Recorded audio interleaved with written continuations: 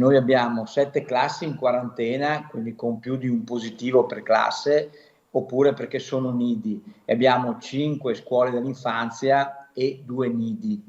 Questa è la situazione al terzo giorno dall'inizio dell'anno scolastico, con l'avvertenza che i più piccoli sono partiti già a inizio settembre. Alle 7 quarantene poi si aggiungono 13 monitoraggi, di cui 9 solo nelle ultime ore, coinvolti dei centri estivi. Un déjà vu che si ripete forse prima del previsto, ma che al momento non allarma, grazie al vaccino ormai diffuso tra gli studenti, ma soprattutto tra i loro familiari. Tutti i giovani positivi, confermano dall'ULSS, sono asintomatici. Negativi al momento i test salivari distribuiti al Cerletti di Conegliano tra le scuole identificate come sentinella, anche se in alcuni casi dovranno essere ripetuti.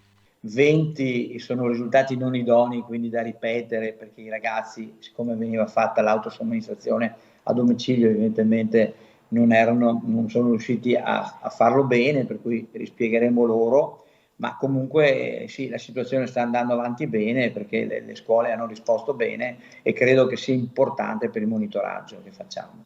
Più in generale resta sotto controllo la pressione ospedaliera, anzi c'è da registrare un leggero calo dei ricoveri che continuano a riguardare nella maggior parte dei casi persone non vaccinate, e non era vaccinata una signora 84enne deceduta nelle scorse ore. Con pluripatologie che a Vittorio Veneto ci ha lasciato per una polmonite Covid, però in un paziente con tantissime patologie, non vaccinato. Connesso il tema della terza dose ai soggetti più fragili, che si somministrerà da lunedì prossimo, si inizia a Villorba la presenza del generale Figliuolo, come annunciato dal presidente Zaia, una prima nazionale che non sarà solo simbolica. L'obiettivo degli ULSS 2 è iniziare già con 1000 terze dosi al giorno. Parliamo di pazienti fragili, pazienti trapiantati, pazienti che ovviamente neoplastici, pazienti che hanno delle problematiche importanti, per cui stiamo organizzando con i primari la chiamata delle persone. Con questo ritmo i più fragili saranno coperti in 2 settimane, poi si passerà agli ospiti delle RSA e agli over 80.